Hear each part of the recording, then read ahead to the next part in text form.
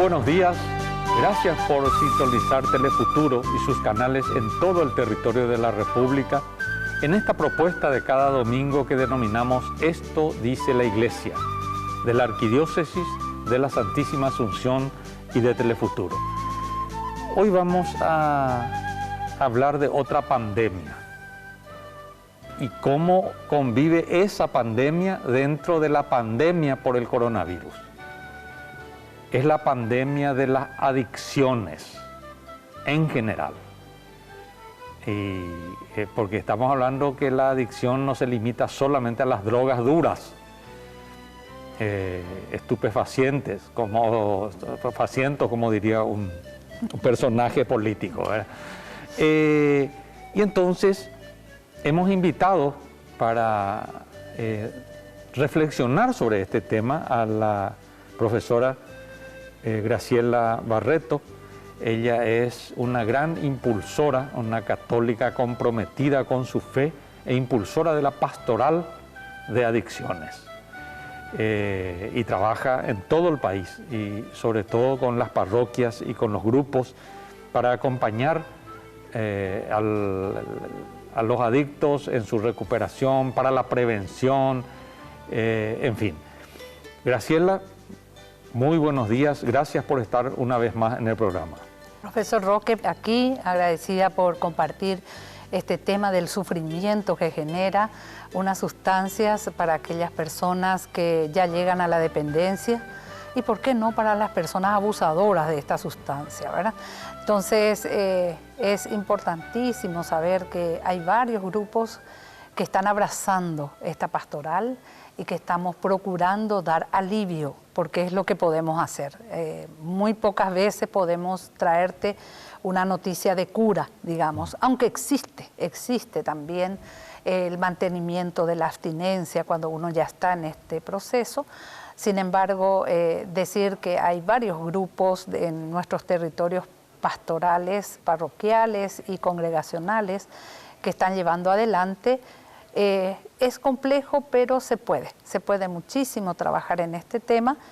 Y me encantó lo que dijiste, profesor, al principio. Es la primera pandemia en el mundo, el tema de las adicciones. No hay un lugar del mundo, profesor, un lugarcito que nos diga, nosotros no tenemos problema con el alcohol, con nuestros jóvenes, o no tenemos problema con otro tipo de sustancias, digamos. Entonces, sí, es una pandemia mundial, siempre lo fue. Uh-huh. Y dentro de esta pandemia tenemos otro tipo de situaciones. Uh-huh. Justamente una cuestión que me gustaría reflexionar contigo, Graciela, para la teleaudiencia, porque probablemente se está viviendo una situación silenciosa, pero no menos grave, que lo que está dejando la pandemia por el coronavirus, en términos, por ejemplo, de fallecidos, el impacto en la economía. Y entonces esta pandemia, justamente es pandemia porque es a nivel mundial, tiene mucha promoción. Todos los días recibimos datos de cantidad de nuevos contagiados, la cantidad de hospitalizados, la cantidad de terapia intensiva, la cantidad de fallecidos. ¿Cómo convive esta pandemia con la otra pandemia, que es mucho más silenciosa, pero devastadora, probablemente incluso si nos ponemos a cuantificar, pero sobrepasa enormemente al coronavirus en todas sus consecuencias, en su impacto en términos de fallecimientos, en su impacto en la salud de la gente, en su impacto en la economía de los países y del mundo? Contanos un poco, ¿cómo conviven estas dos pandemias, Graciela? Tengo que dar cuatro líneas para entender un poquito. Salió el Informe Mundial sobre Drogas, justamente el 26 de junio se conmemora el Día Internacional de Lucha contra el Narcotráfico y la Drogadicción, ¿verdad? Entonces sacaron las líneas de, primero, no terminó la venta de la droga, y eso significa que no terminó el hecho de que alguien quiera comprar la droga. Sí, siguió el mercadeo de la droga, y principalmente siguió el mercadeo de la droga relacionada a aquellas drogas depresoras del sistema nervioso central. ¿Qué significa eso? Drogas que las personas quieren consumir para tranquilizarse. resulta que la pandemia trajo muchos miedos, trajo mucha incertidumbre, trajo muchísimo, digamos, ya habrá hablado mucho de esto, trajo situaciones que genera una crisis en donde no se puede mucho uno decir hacia dónde voy a ir con esta crisis, porque el enemigo es absolutamente, digamos, invisible, ¿no? Es una enfermedad. Es invisible y es imprevisible. Esa palabra es espectacular, imprevisible. Entonces resulta que nosotros tenemos, la evidencia científica nos dice, de que por qué se consume drogas, en todos los niveles te dicen, se consume droga para olvidar mi problema. Y qué mayor problema es saber que por ahí te puede agarrar una enfermedad que también puede ser fatal. Entonces tenés las medidas de prevención, pero en el fondo nos piden que todos nos acorralemos y nos atrincheremos en nuestras casas. Entonces el primer motivador grande por el cual sube los consumos de diferentes drogas en pandemia fue el tema de vamos a ver un poco cómo, digamos, alivianar este problema, negando situaciones que tenemos en casa, negando situaciones que tenemos a nivel laboral y tratar de ayudarnos un poco, contaminando nuestra mente para tranquilizar, digamos, las respuestas, y lo que tenemos ahí es una doble situación problemática, porque no solo ya es mi problema, sino más al consumo que estoy teniendo, ¿no? Entonces, el primer nivel es que no bajó ni la venta y no bajó mucho menos la demanda. Ese es un tema.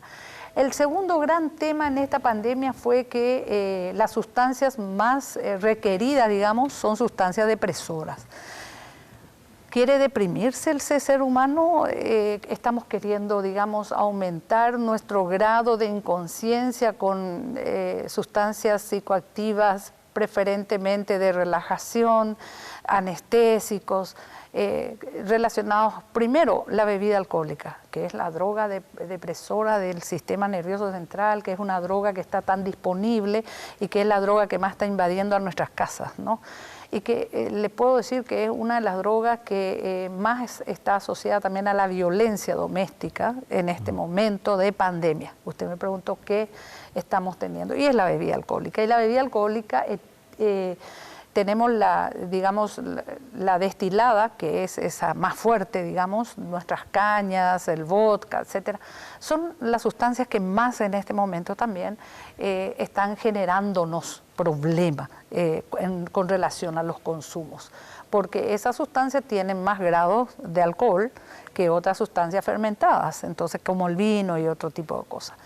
Lo otro que se vio muchísimo es el inicio de consumo de alcohol. Antes teníamos entre los 14, 15, 16 años. En este momento nosotros, y los datos de consultorio, no tenemos datos grandes, yo tengo que ser muy responsable de darle datos.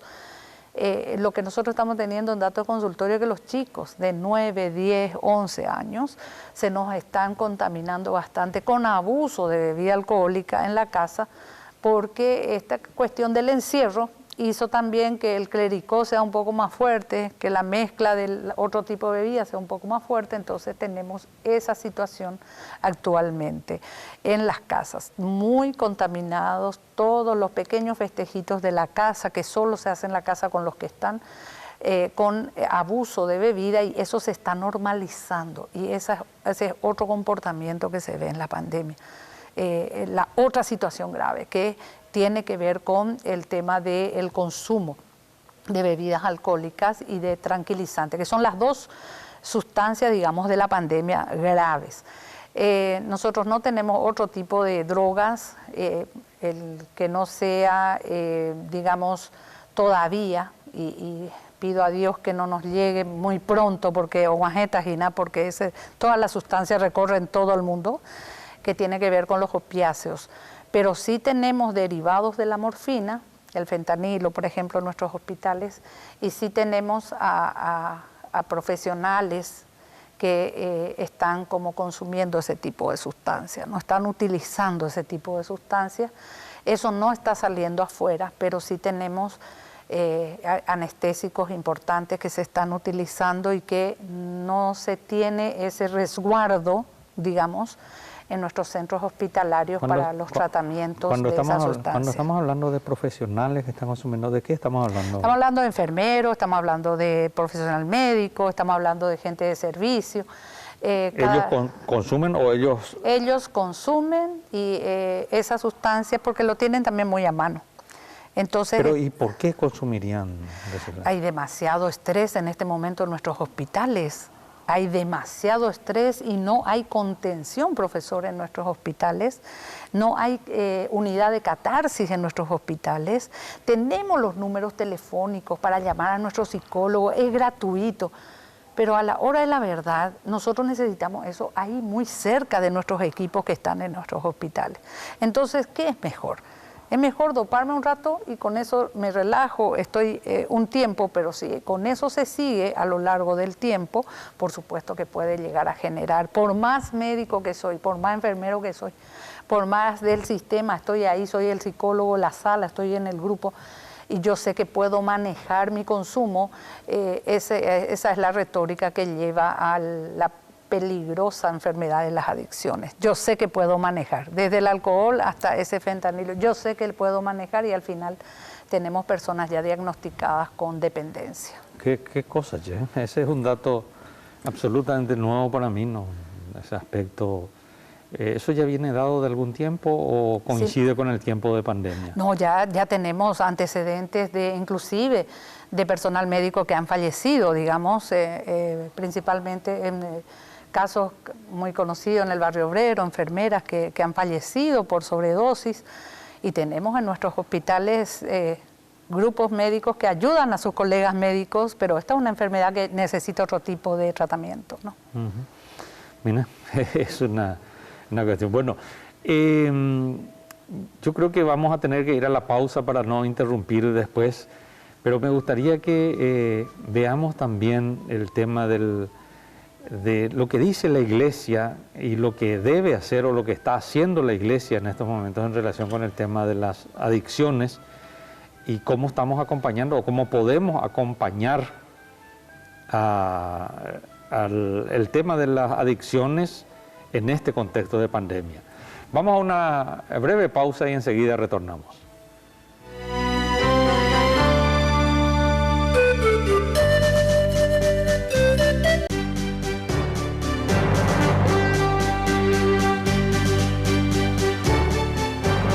Estamos hablando de la pandemia de las adicciones en el contexto de la pandemia del coronavirus o por el coronavirus. Y en ese sentido, la presencia o la acción de la Iglesia siempre es pastoral. Por eso, pastoral de adicciones. Realmente, lo que nuestra invitada en esta mañana nos está entregando, la profesora Graciela Barreto, ella es justamente una incansable apóstol que recorre el país apoyando a parroquias, a congregaciones religiosas, en este trabajo que se debe tomar muy en serio dentro de la Iglesia también, porque es una opción de la Iglesia en Aparecida. ¿Es así, Graciela? Así mismo, profesor. ¿Podrías mencionar un poco ese texto tan fuerte de Aparecida en relación con esta pastoral? Realmente cuando un sacerdote o una religiosa o un grupo de laicos, catequistas, me llaman para qué podemos hacer con este tema que ahora en mi parroquia hay, o cómo podemos ayudar desde nuestra congregación porque tenemos estos casos. Invito a cada uno que lea el libro de Aparecida, Aparecida 4:22 es el tópico. Y me alegró tanto, profesor, cuando escuchando la misa KQP hace 2 semanas, decía que el Papa Francisco no vamos a tener otro nuevo documento en la Iglesia, vamos a profundizar el documento de Aparecida. Me alegró el corazón. ¿Por qué?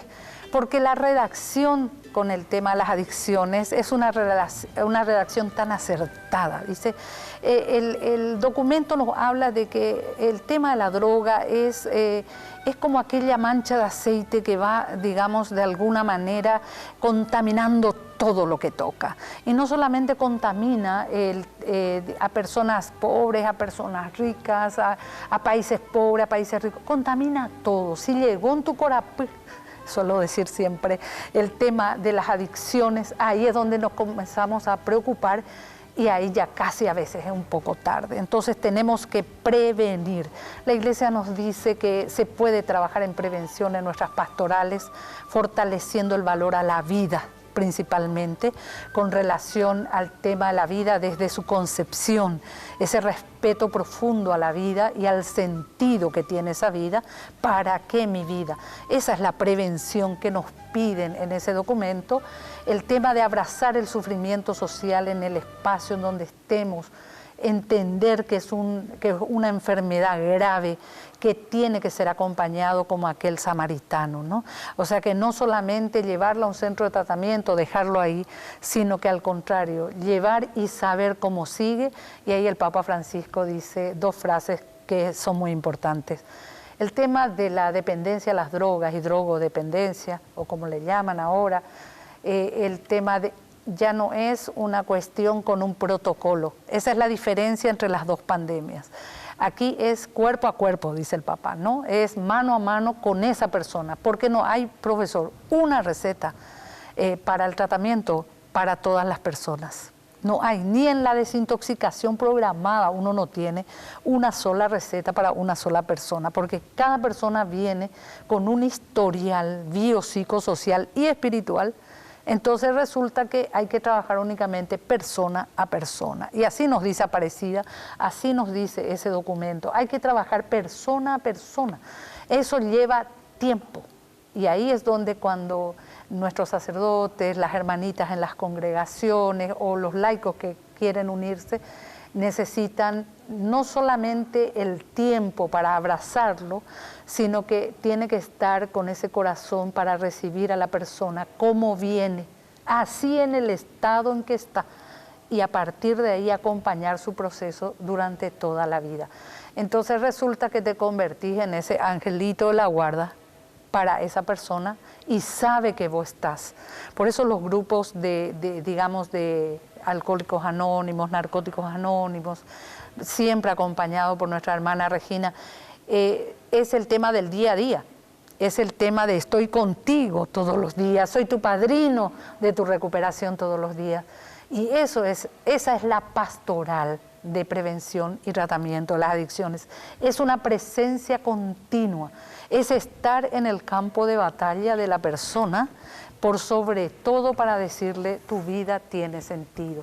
Entonces resulta que esa línea de Aparecida, en donde también llama a que la Iglesia acompañe para que todos los programas y las políticas, tanto de reducción de la oferta o la demanda, se cumplan en un territorio parroquial. Y por último, y eso me da así como, interpela mucho porque dice, hay que denunciar también todos los casos en el tema de las ofertas de las drogas, porque es una forma también de acompañar y de proteger a las familias. Entonces, en todos los ámbitos, el documento de Aparecida orienta, ya es tema, profesor, Aparecida 422. Si tu parroquia, si de alguna manera esa congregación tiene una línea pastoral con juventud, ahí ya dice todito cómo se tiene que abordar el tema. Y en este tema algo sí que quiero dejar como, digamos, algo fuerte. Si se va a hacer la pastoral de las adicciones, hay dos modelitos. Un modelo es el modelo espiritual, el modelo de nuestra Iglesia Católica del Hogar de Cristo, fundado por el Papa Francisco en la Argentina, y viene del Hogar de Cristo, de la pastoral chilena. Entonces, de alguna manera es un camino que ya está hecho para que nosotros podamos mirar el cómo trascender, digamos, con el otro en un proceso de que su vida tenga ese sentido y que su vida pueda ir dejando a esa sustancia, a esa droga, a ese líquido, y pueda decir, yo puedo hacer otras cosas, yo soy digno de hacer otras cosas. Eso inclusive vemos con las personas en situación de calle cuando trabajamos, el tema de que nos dicen, el día en que yo vengo a bañarme aquí, en este servicio que tienen las hermanitas terciarias capuchinas ahí por el mercado de abasto. Este día yo sé que existo. Y eso cuando te dice una persona, sabemos que se va a ir y sabemos que va a continuar con su consumo. Algunos nos dicen, llévenos a un centro de tratamiento. Algunos te dicen, pero sabes que tenés que estar ahí y sabes que puede volver y que nadie le va a estar amenazando porque se tiene que bañar, porque tenemos una escucha activa o porque de repente, digamos, estamos ahí para servir. Y ese tipo de servicios donde se nos llama ahora con Aparecida. Es un servicio presencial. Entonces una línea es la línea del modelo, pueden googlear el Hogar de Cristo, hay cursos en línea inclusive para ese tema y es directamente desde el Arzobispado de Buenos Aires. Entonces ahí están los cursos de cómo nosotros, como católicos laicos, como los sacerdotes, como las religiosas, tendrían los pasos para abrazar digamos, esta pastoral. Pero ese es un modelo, decía que hay dos modelos, sí. Pero el otro modelo es el modelo que a veces también yo tengo una cierta discusión así con mis asesores en el punto de vista muy espiritual, ¿no? Es el modelo técnico. Si vas a trabajar este tema necesitas conocer algo de cómo es esta enfermedad, porque es una enfermedad. Entonces, como es una enfermedad, necesita de algunos conocimientos sobre esta enfermedad. Es una enfermedad que ataca directamente al cerebro humano. Ahí genera su mayor impacto. Entonces tenés que conocer por qué hay ciertos comportamientos, cómo poder reforzar un capital de recuperación con estas personas, cómo podés ir viendo la reducción de los daños, cuáles son las metas para un tratamiento, para que sea efectivo. Y eso también tenemos que trabajar, porque tenemos todo el acompañamiento espiritual, pero el profesional que esté ahí, ya sea el psicólogo, el trabajador social, el PAI, la religiosa, tiene que entender un poco de consejería en adicciones para el tratamiento y también para la prevención. Y le doy un ejemplito y con eso termino. Por ejemplo, ahora ya se vio que un testimonial en prevención, nosotros queremos hacer mucho eso, ya salió ya esa persona de las adicciones y queremos que le hable a los jóvenes y les diga su mensaje de por qué no tiene que entrar. Imagínense, la intención es buenísima, alguien que se la luchó y puede hablar con los jóvenes, con los adolescentes. Sin embargo, ahora la ciencia del comportamiento de las adicciones nos dice de que los jóvenes no van a escuchar su lucha.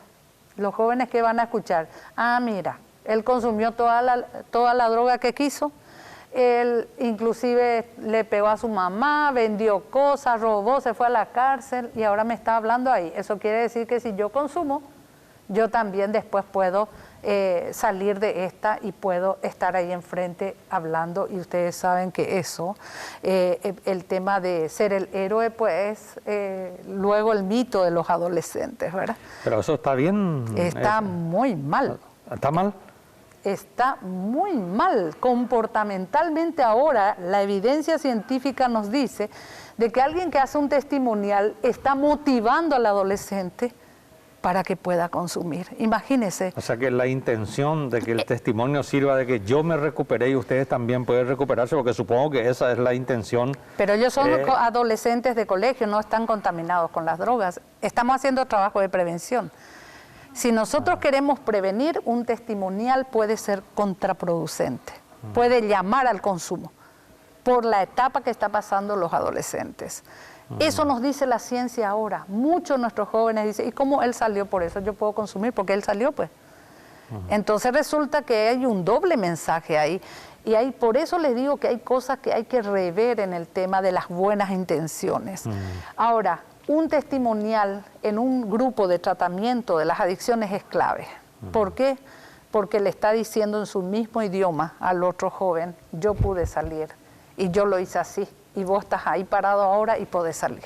Entonces un testimonial ahora sirve muchísimo para los grupos de autoayuda, pero es pésima idea, mis queridos miembros de pastorales, es pésima idea con la intención de hacer prevención. A la verdad, se nos fue el tiempo, pero es interesante el componente, por un lado, espiritual, pero es importantísimo soportarse, apoyarse en la ciencia y en los profesionales, porque se suele decir también el infierno está empedrado de buenas intenciones, ¿verdad? Mira que las buenas intenciones pueden convertirse en un boomerang, como acaba de contarnos la profesora Graciela. Esta es una pastoral que está pendiente de fortalecer en la iglesia.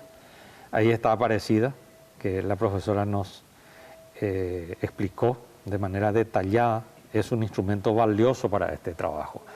Graciela, una vez más, muchísimas gracias por tu disponibilidad para venir a compartir tus conocimientos y tu entusiasmo en trabajar en esta línea en la iglesia, y te agradecemos por eso.